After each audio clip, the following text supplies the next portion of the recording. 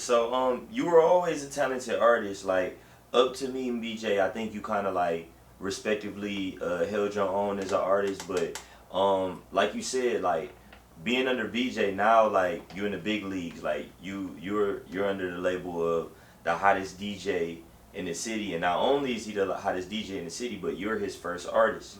So it's like huge responsibility for for a adolescent kid. Right. Explain like the transition from being like a kid, from the suburbs and kind of just having to hold his own to like now I got real responsibilities. That was like that one like the biggest problem, but that was just like I remember the point where it was just like the sit down where it was like, all right, G, like this is what you need to focus on now, and this is what you need to worry about. Cause like I said, I went through the process of being a kid around them to growing up around them. You know what I'm saying? So it's like, and I always had that game. Like they were always telling me how to move, what to do, how to do it. You know what I'm saying? So like really, I had to get out of the thought process of partying and being like so like I ain't gonna lie, when it hit, it was just like, whoa. Like, I'm in the club now. I wasn't old enough at first when I was first around the shit. I turned 21, 20, you know what I'm saying? Now I'm in the club. Everything, like, I'm around stars, niggas that got the light on them. The shit sweet, attention, all that shit. But eventually, you know what I'm saying, okay, it's that. Now it's work, you know what I'm saying? And I was young as hell, so it was kind of like a point to where my niggas had to sit me down, like, all right, G, like, now it's time you switch your focus. You know what I'm saying? You got the hoes, you got this, you look cool, woo, woo, woo. Switch your focus and really apply it to the music. You know what I'm saying? Like, I was always working hard on the music, but like how I work now, I look back then like, what the fuck was I doing every day? Right. You know what I'm saying? I make 2 to 3 songs a day now. I'm in the studio every day. You know what I'm saying? I got my own studio, I record my own shit now. At that point, I was probably making a song every week, maybe. You know what I'm saying? And I wasn't really focusing on the music either. I was focusing on the lifestyle. You know what I'm saying? Was it a struggle? It wasn't really a struggle with the transition of like putting that like, all right, get over that and like start focusing. But it was definitely like a point where I definitely like I had to come to a realization and face reality. Like, all right, this is what it is. Like, time to work for real, for real. There's niggas out here that work. Like, I be around Drake Butters, like, I see how this nigga work. Like, that's what motivated me to start recording myself and really making music. I make music now. You know what I'm saying? Like, being around that nigga kind of motivated me. I was like, oh, shit, I ain't doing nothing right now.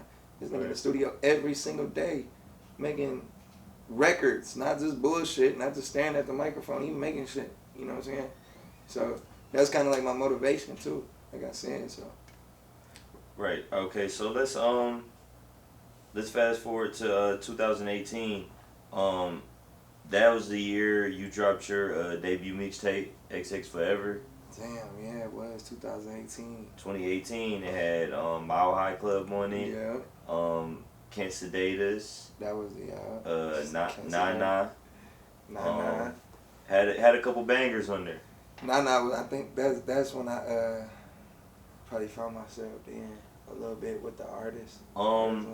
Let's talk about like the name behind the name of the tape. Like, how did you come up with that name? XX Forever. It was kind of just like the stamp, like, you know what I'm saying, just like the XX, just like, you know, I patent that shit. So it's like XX97, just the meaning behind it was just like XX Forever. That bitch really just came about, you know what I'm saying? It wasn't too much like built on it to like just stamping like that, but it was just like XX Forever, because it's shit forever, you know what I'm saying? So. Right, and what is XX97? It's really just like, I ain't gonna lie to you, bro. XX is just like, the meaning behind it, just like, you see XX is like unrated. So just from the point you was born, and you unrated, basically. You know what I'm saying? So it really ain't too much. It's really some blow shit. You know what I'm saying? But blow shit just be stemming like that. You know what I'm saying? So that's really how it came about. And I was like, I ain't gonna put too much thought behind it. Usually is like 19XX, I'ma switch it. It's gonna be XX97 instead. You know what I'm saying? I just ran with it. I got that shit. I copywrote it. I just did my thing with it. Hell yeah.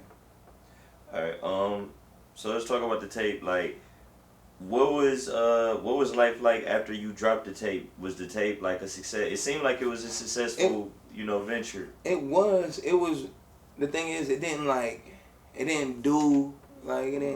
blow everybody's mind, but it was like, it definitely was like, okay, this nigga can make music. Do you think you kind of lived up to the hype? Cause like you announced that you were signed before the tape.